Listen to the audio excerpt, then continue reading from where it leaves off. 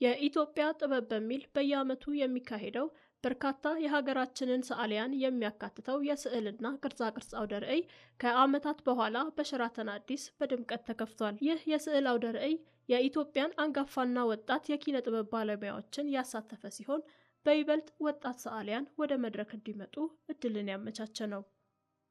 5 ዓመት በኋላ የመጀመሪያ ነው።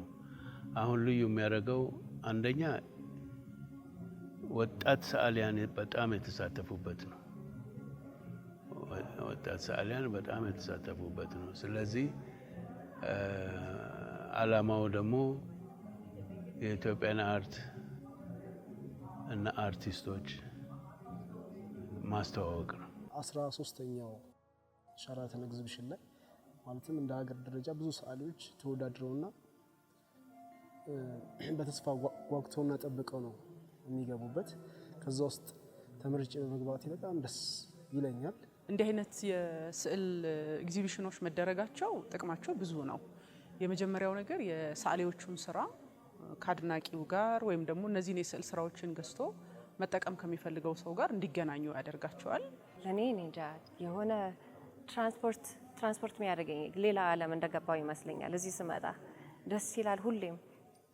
and as you said, yes, like it's a therapy for የአእምሮ ቴራፒ የመንፈስ ቴራፒ it's beautiful and በጣም ደስ ይላል። ሁላችንም አንድ ላይ ሆነ እንደዚህ ማዘጋጀት እና ማሳየት አርት በጣም ደስ ይላል። በጣም የዓመቱ ይካሄድ የነበረ ዝግጅት ነውና አርቲስቱ ተመልሶ ተሰባስቦ የተለያየ አይነት ሚዲያ ውስጥ የሚሰሩ አርቲስቶች አሉ። አንድ ላይ ተሰባስበን ይህንን ኢቨንት መዘጋጀቱ ትልቅ ነገር ነው ለኛ። 62 አርቲስቶችን ያሳተፈው የስዕል አውደ ርዕይ እያንዳንዱ አርቲስት 5 የስዕልና ቅርጻቅርጽ ስራዎቻቸውን ይዘው የሚቀርቡበት ነው። አሳሳል ዘይቤ ፖይንታሊዝም ወይንም ደግሞ በነጥቦች ነው የምሰራው። እያንዳንዱን ነገር ነጥቦች ናቸው። ነጥብን ደግሞ የጀመርኩበት ወይንም ደግሞ ሀሳቤን ይገልጽልኛል ብዬ ያሰብኩበት በዓለም ላይ በሁሉም ነገር ስንኖር ለመነሻም ለመድረሻም ነጥብ ነው። አንድ ነጥብ ተነስተን ነው መነሻችንን መድረሻችንን ነጥብ ሊሆን ስለሚችል ያንን ሀሳብ ይዘልኛል ብዬ ስላሰብኩ ነው በዛ አይነት መልኩ መስራት የጀመርኩት። እንደምታዩት ደግሞ እዚህ ጋር የእናት ምስል አብዛኛው ኢትዮጵያዊ አይነት ስሜት ያለው የሁሉም እናት አይነት ስሜት ነው ያለው እና በዛም ላይም ደግሞ የእናቴ ምስል እና ርዕሱ የእናት ምስል ይሰኛል። ቡና ወርቅ ሚክስ ሚዲያ ነው የምጠቀመው በብዛት ፓስቴልስ፣ አክሪሊክ፣ ቻርኮል በብዙ ሚዲያ ነው የምሰራው እና ዋናው በቃ ስሜቱ ነው። 3D መሆን አለበት። ሰው ስዕሉን ሲያይ እንደ የሆነ ሌላ ቦታ ትራንስፖርት እንዲሆን ሌላ ዓለም ላይ እንዲገባ እና ከዛ ስሜቱን ተቀብሎ እንዲደሰት እኔ ዋናው እሱ ነው ለኔ። መሰሶ ይባላል but then again ለኔ ፒለርስ ኑሮ ላይ በጣም ያስፈልጋል። ፒለርስ like self backbone it's important in life በጣም ኢምፖርታንት ነው ለሁላችንም። የቤተሰብ የኮሚኒቲ መሰሶ መሆን ይችላል። የኮንስትራክሽን የመሰሶ መሆን አለበት። ሶ ለኔ ይሄንን እንደሱ ነው የሰራሁት እና ጥበቡን ለኔ ለምን ጥበብ በጣም ነው የምወደው። ሶ ለኔ ይሄ ካልቸር አርመንም ነኝ፣ በትውልድ አርመን ነኝ። የተወለድኩበት ኢትዮጵያዊ ነኝ። ሶ እኔ ኢትዮጵያ ውስጥ ነው የኖርኩት እና የሁለቱ ካልቸር ለኔ ፓተርን ኤምብሮይደሪ በጣም ኢምፖርታንት ነው ለኔ። ሶ ብቻ ፒለርን በጣም ኢምፖርታንት ነው። ሁለቱም ኤንሽንት ካንትሪ ናቸው፣ የድሮ አገሮች ናቸው። በጣም ሂስትሪ ያለው ሶ ለኔ መሰሶ በጣም ያስፈልጋል። እሱን ነበር ለኔ። ጥበብ ላይ አሁን እንደዚህ ስፔሲፊካሊ ስለዚህ ስዕል ትርጉም መናገርን አልፈልግም።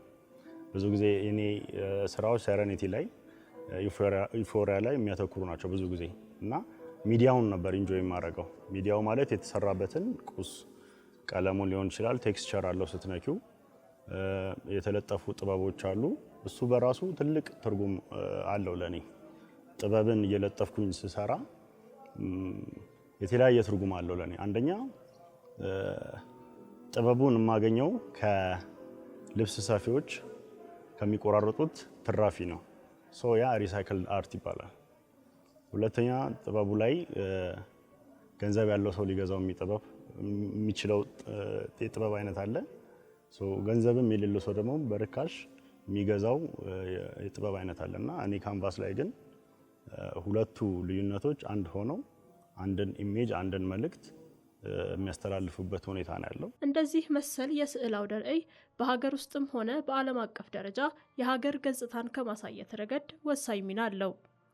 በአሳሳል ጥበባቸው በጣም የተለያዩ ናቸው አብዛኞቹ የስዕል ስራዎችና እነሱን በማየት ራሱ የምታገኘው ጠቀሜታ አለ።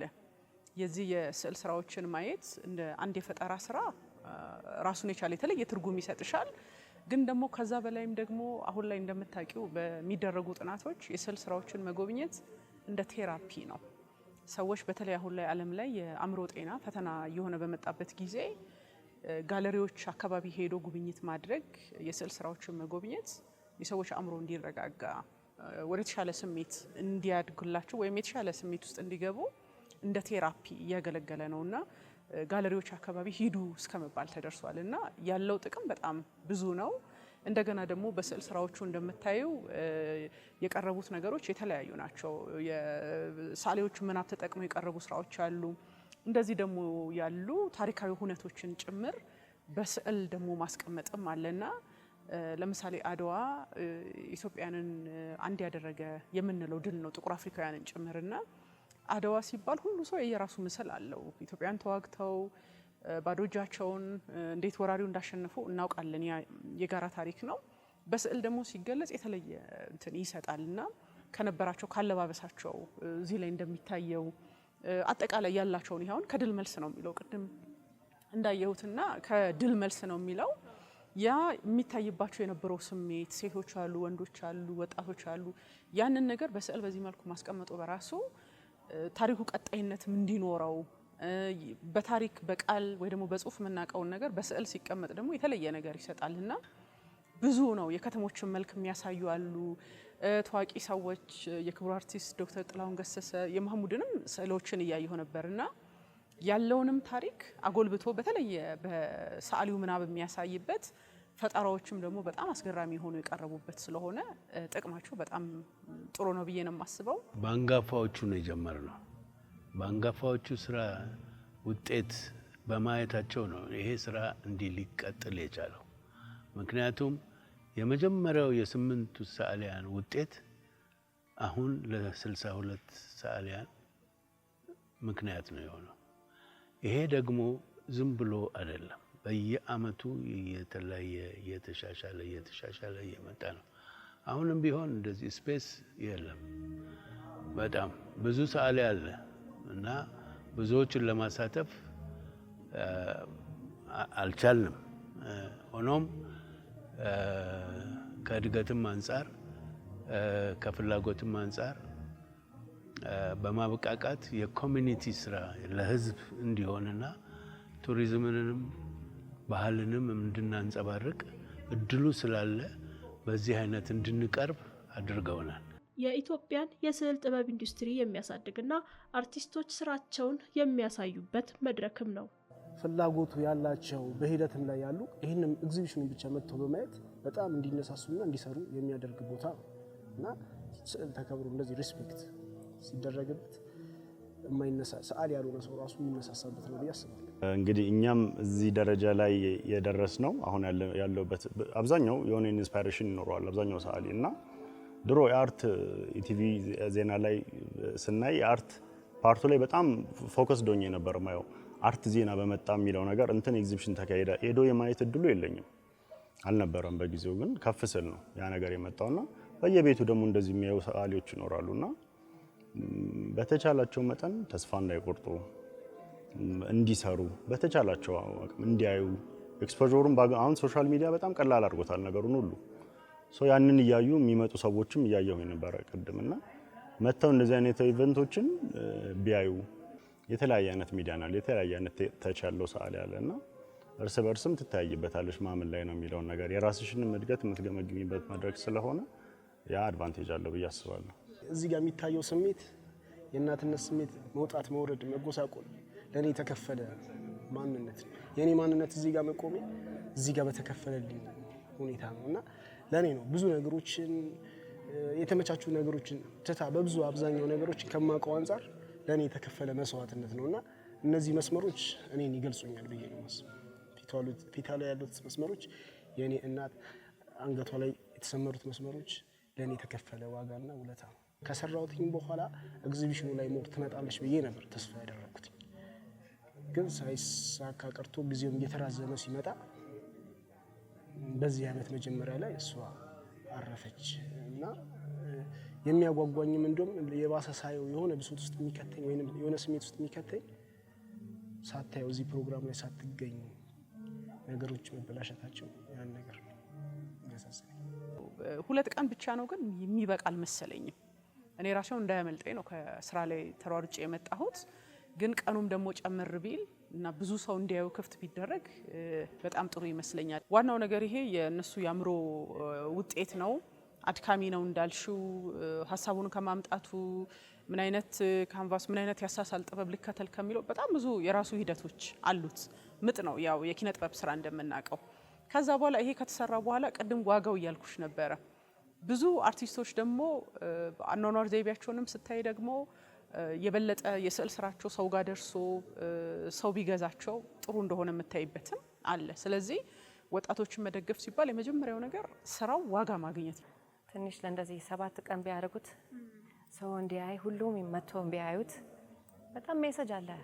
62 አርቲስት ነን ሁላችንም በ5 አርት ነው የመጣ ነው። ሁላችንም የራሳችን ታሪክና ስሜት ነው የተሰራው። ለኔ ያ 7 ቀን እንደዚህ ወይ 15 ቀንም ቢሆን ደስታ አልችልም። ባት ለአሁን ሰው መጥቶ ቢያይ ደስ ይላል። ዋናው እሱ ነው፣ ኢምፖርታንት ነው በጣም።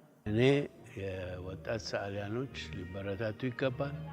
በጣም ችሎታ አላቸው። እንዲሰሩ እንዲህ አይነት መድረክ ያስፈልጋል።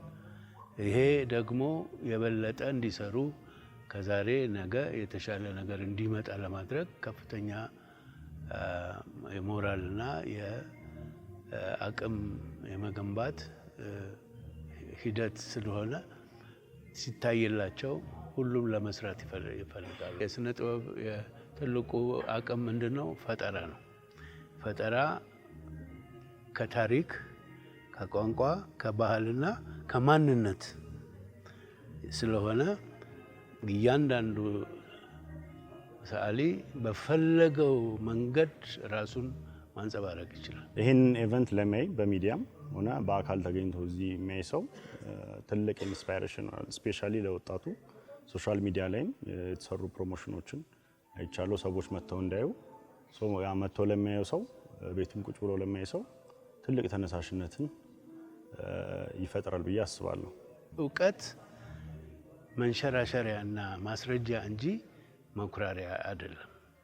ስለዚህ እውቀታችንን ሼር በማድረግ ከሌሎች ሰዎች ጋር መግባባት እንድንችል መድረክ የሚፈጥርልን አንዱ ይሄ ነው። ስለዚህ ስነ ጥበብ ትልቅ መሳሪያ ነው ለሀገር። ከ300 በላይ ስዕሎችን ይዞ የቀረበው የስዕል አውደ ርዕይ የተለያዩ ፈጠራዎችን ያከለ ያለፈውን ዘመን ወደ ኋላ መለስ ብለን እንድንመለከት ከዘመናዊው ጥበብ ጋር የተዋሃደ ነው።